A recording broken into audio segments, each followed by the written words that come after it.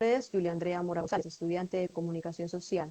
Este curso sujeto, comunidad e interacción social con el código 40005 del grupo 72. Tutora Juliet Paola Bravo Borja, fecha mayo del 2026. Bienvenidos. La emergencia del sujeto, la subjetividad y las identidades en sus contextos cotidianos. El propósito de esta actividad está en promover el reconocimiento de las diferencias y diversidades en favor de una cultura de la inclusión.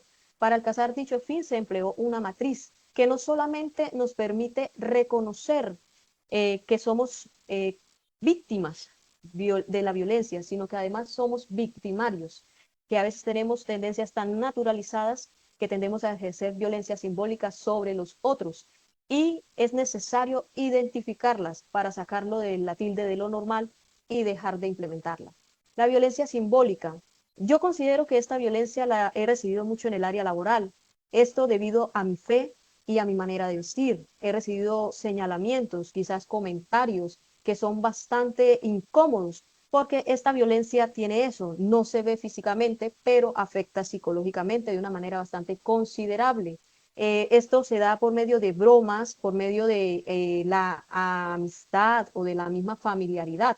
El hecho de que hemos naturalizado de una manera bastante considerable el trato destructivo hacia el otro, que al final termina afectando su identidad.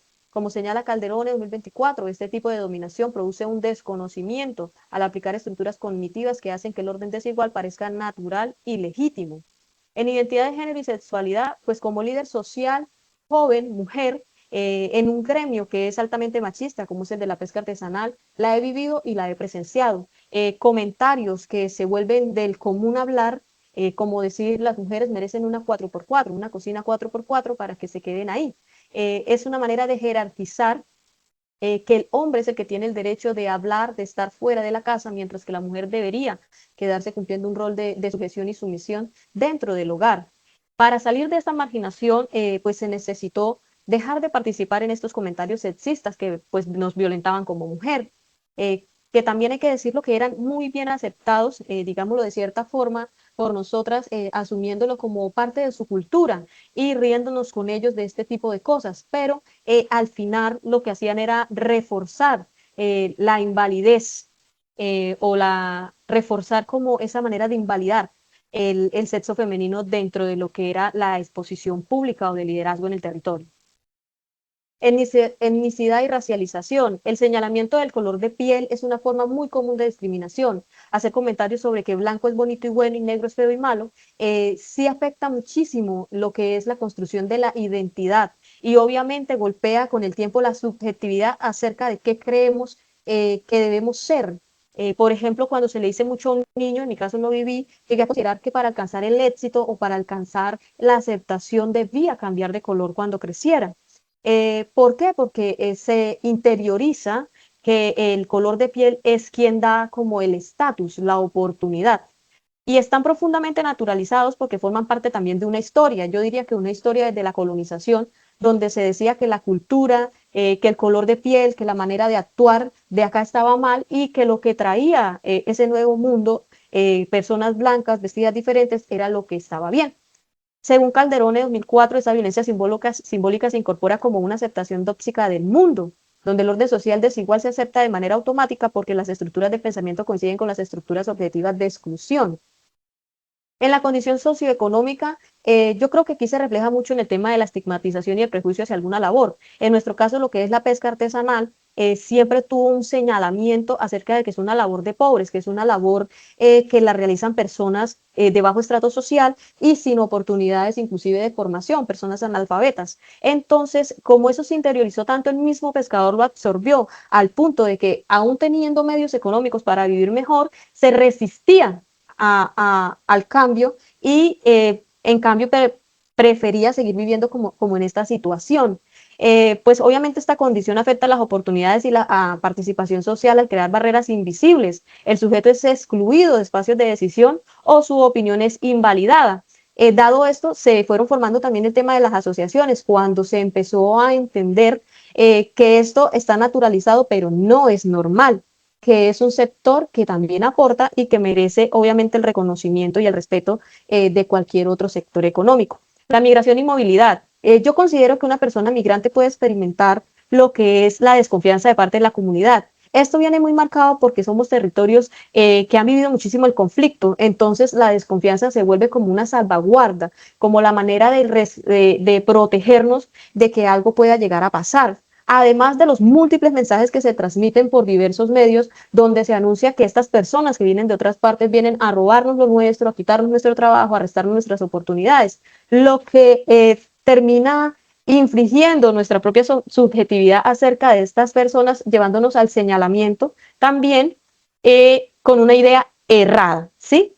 Tal como se muestra en el video de migrantes, donde los osos, no por voluntad, porque muchas veces no es por voluntad, tuvieron que desplazarse y fueron absolutamente rechazados y pues obviamente afectando totalmente su identidad, no queriendo ser blancos para no ser reconocidos. Asimismo, los migrantes muchas veces a través de esa mirada externa terminan estropeando su propia subjetividad, considerando que su valor no reside por ser personas, sino por la nacionalidad que tengan o por el tipo de, pues si tienen algún familiar que los respalde o algo así.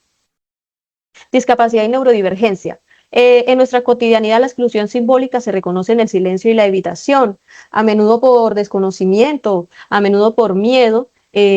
Uno no tiende a tomar en cuenta la opinión de estas personas, sino que los infantiliza, restándoles totalmente su dependencia, volviéndolos una carga social, porque no se les considera en muchas ocasiones sujetos de derecho, sino que se les pone un título de niños eternos, por ejemplo, que no les permite desarrollarse en el medio. Además de todo este tema estructural que les limita su independencia porque no cuentan con espacios donde ellos puedan movilizarse libremente o que estén adaptados a la condición que ellos están viviendo. Se requieren cambios culturales sobre este aspecto porque siempre esperamos que ellos sean los que se adapten a nosotros porque nuestra visión de mundo es la correcta, es la normal y son ellos los diferentes, cuando en realidad cuando hablamos de inclusión es necesario que nosotros empecemos a solidarizarnos y a entender que ellos son personas igual que nosotros, con los mismos derechos, con los mismos valores y que merecen una participación plena en el medio.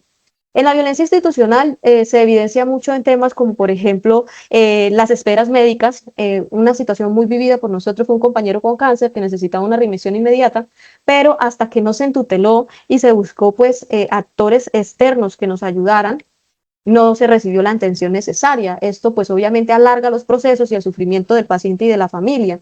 También otra situación muy vivida en el tema de las instituciones era cuando uno de nuestros compañeros pescadores salía de su rol de pescador y se vestía bien para ir a hablar a las instituciones en pro de los pescadores y lo tildaban de arribista o de manipulador, porque consideraban que él era un terrateniente disfrazado de amigo de los pescadores, cuando realmente era un neto pescador que obviamente había adoptado como identidad de presentación personal un aspecto muy elegante.